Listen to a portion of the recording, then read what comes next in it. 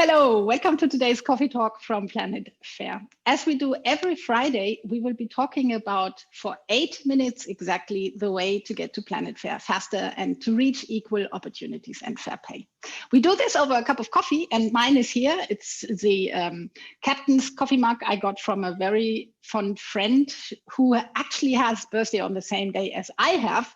And yeah, we've been revolutionizing the world with our ideas like 10 years ago, and so many things are actually happening now. And with me today is again Margrét Bjarnadóttir. Yes, I love being with you, like always. And now, almost 10 days ago, we had this really interesting conference, or you had. I just showed up as a panel speaker. There were so many interesting things discussed. So this is the reason why we invited our first guest to this coffee talk. Thank you very much for inviting me as the first guest, so to speak, thank you very much. And also brought my coffee cup today to the meeting, of course, and bringing a bit of joy and fun to the working table today. Yeah, and the conference was very enriching, very enlightening, not only on transparency, but especially on the European draft directive on pay transparency that was issued by the European Commission, on which we will shed a bit of a light today. So what the European Commission actually did is when Ursula von der Leyen had her first speech on as president of the Commission, she said, well, pay transparency is a burning issue. I want to close the pay gap and I want to have a new directive on pay transparency. And now the directive, or the draft, is out there. It was published in March this year, and it's very bold because it's actually taking the best practices from so many countries. So there are reporting obligations, there is a joint pay assessment, there is a right to information, there is forbidden that pay histories should be parts of job interviews. But most of all, the point is that it has remedies and compensations to it, and it's kind of finally delivering the promise of EU treaties and putting the burden of fair pay, burden of proof on companies. So it's a very bold approach, and we are currently in the midst of discussing this across Europe. Yeah, I thought one of the interesting conversations and kind of reoccurring themes at the conference when we were discussing this directive was the word sanctions. Like sanctions came up over and over and over. And if I kind of reflect and summarize what almost all of your speakers were talking about, is that you don't get progress without sanctions. Do you agree? Absolutely. It's just like you see that everywhere. You see that when people are driving cars and having their mobiles, there are sanctions on it, but they are not being sort of looked after. So I would even go one step further. You need sanctions, and you need to really control them as well, because that's even one on top, you could say. Yeah. And they need to hurt.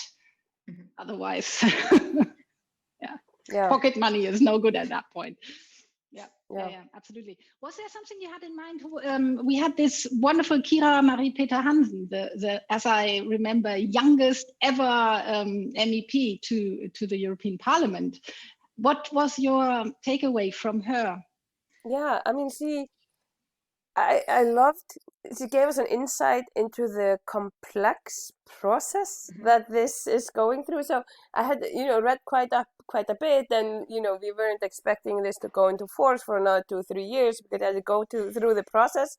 And then in her speech to us at this conference, he was describing the process, and I must admit, I lost her halfway through. I mean, I tried to follow, but there were so many different layers that hopefully it will make it through. But I think that was another thing that I can remember from that discussion, is that everybody was hopeful, but not convinced that this would actually be ratified. Katinka, what would you say to that point? Actually, I would absolutely underline this point. What I thought was absolutely remarkable is that the European Commission and the European Parliament, they both have a majority that pay transparency is very important, and this directive should becoming a legal document that is obligatory to all member states. And the most striking points is that there is the European Council and the states have to agree. And we all know that the 27 European member states, they are kind of divided on the points. So there are some of the states are definitely in favor. There are some of the states definitely against. There are some in the middle.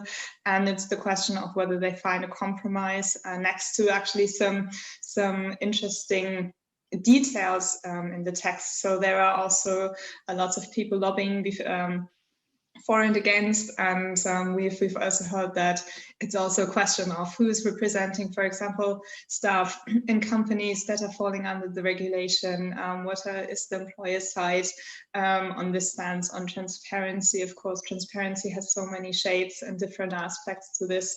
It's also the question of including a more general view on gender, not only men and women, but also non-binary people. So there is not only room for discussion within the European Council, but also some very interesting debates on the content of the law as such.